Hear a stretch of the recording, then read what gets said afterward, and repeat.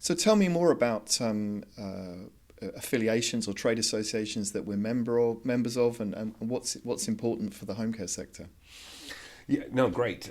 So we work very closely with the Home Care Association, and Jane Townson, who's the CEO over there, sometimes comes along to our conferences, and I go along to a lot of the Home Care Association dinners and conferences, and sometimes speak at events and so on. So I think that's a really important sort of relationship that we have, and I think that everyone in the sector should really get behind it. And even if someone is going independently and watching this, I would say that's a great place to get resource from. So they do a wonderful report every year talking about fair price, and we circulate it to all of our franchisees and say, hey, look, you should be charging a minimum of X. And for me, I often say, well, if we're saying that this is a fair price, we should be charging more than that as a premium provider. The other thing that I think I feel really strongly about is the British Franchise Association, and Pip Wilkins, who's really modernised the BFA, the British Franchise Association, and she's really sort of got behind wellness and diversity, which both those things are very important to me in very different ways. And really, she's very much about leading a business that is educational for franchisors.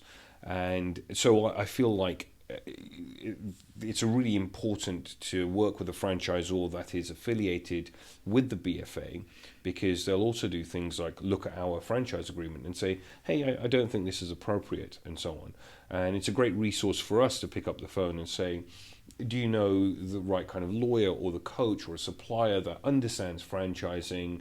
And it cuts a lot of that kind of white noise out for us, and we learn.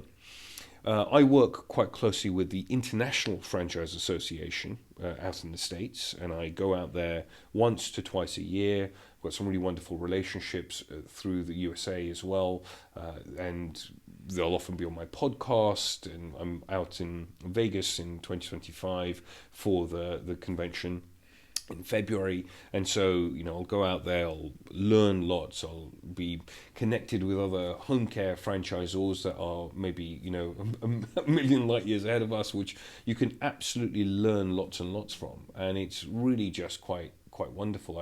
I was connected by a friend of mine now, I'd say, Shannon, who has built her business as a franchisor and sold it to a franchisee, actually. And she put me in touch with Shelley Sun, who I think, I want to say she's probably the biggest franchisor in the home care market internationally.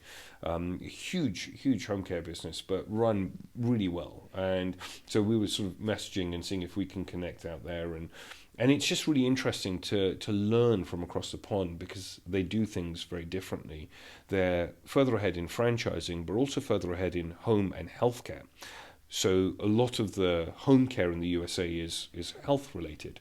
And I'm really interested in that journey. I kind of think that in the next decade, we will be providing a lot more hospital type care at home. And we're already starting to build relationships here to sort of say, well, how do we build that healthcare offering for our end users within what we're doing right now? So it's a really interesting thing, and I think for me it's all just onward learning essentially, and whether that is home care related or franchising related, it's just let's keep learning, and there's always going to be somebody that you can pick something from.